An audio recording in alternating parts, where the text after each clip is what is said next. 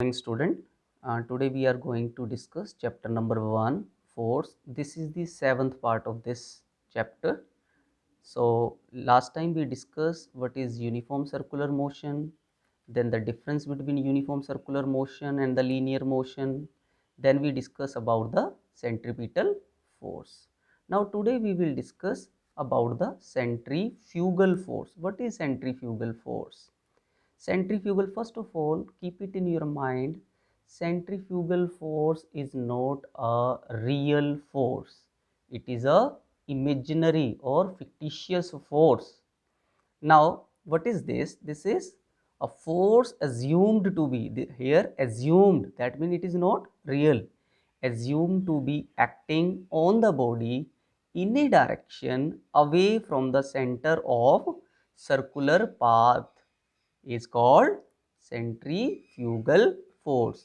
One more thing, this is not a reaction force because action and reaction do not act on the same body.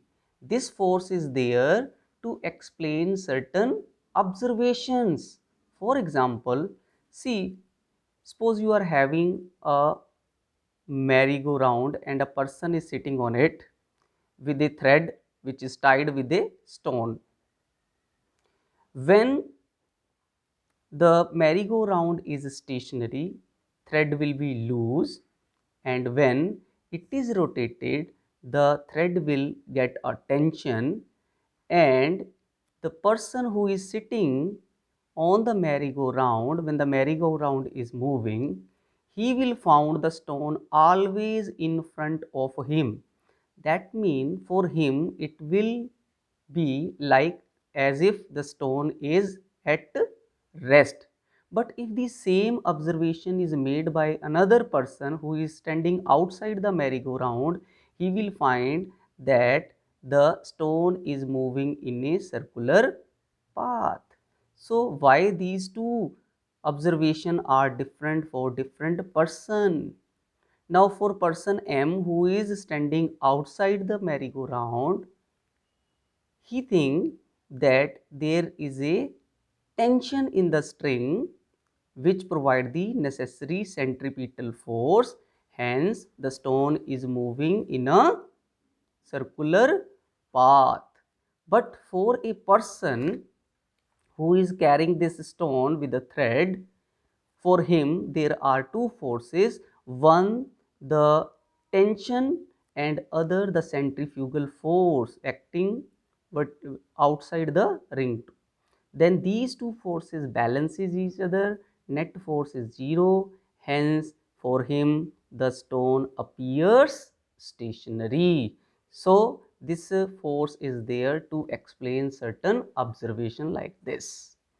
Now this chapter, all we have done of this chapter. Now we will start with another chapter, chapter number 2, work, energy and power.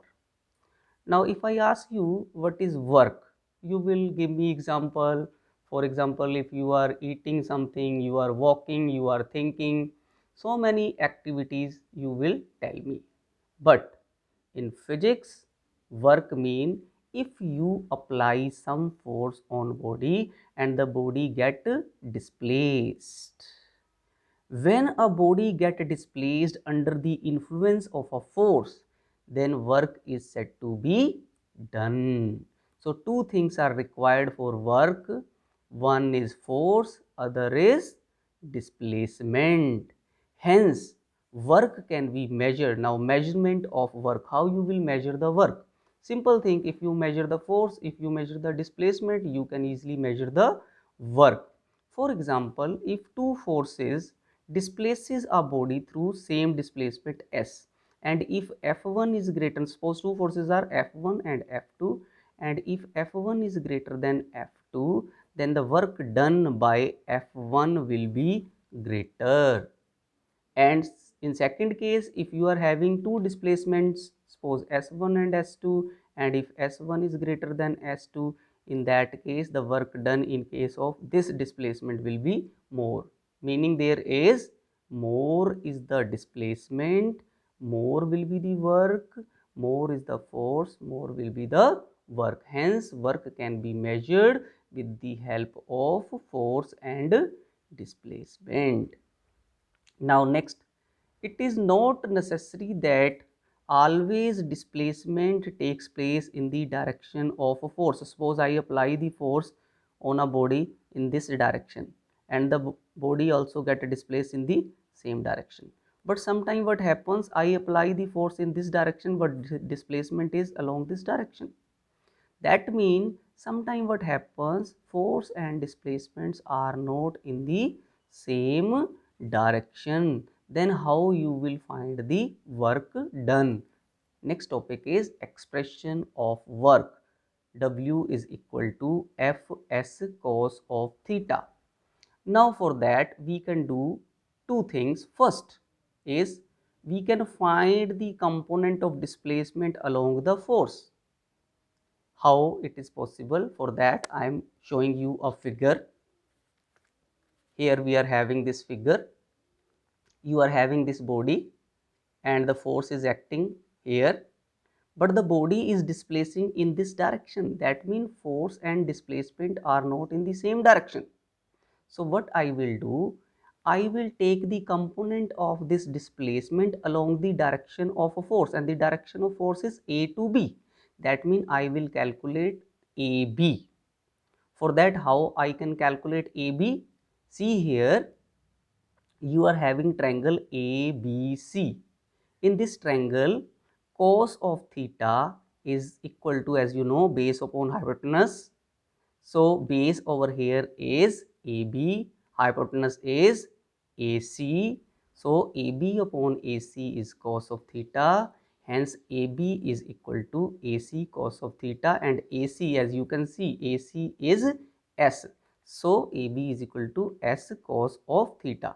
Now I am having a component of displacement along the direction of a force, and as you know, work done is equal to force into displacement, force into component of displacement, and component of displacement I have already calculated, and that is equal to S cos of theta. So S cos of theta, which mean work done is equal to Fs cos of theta.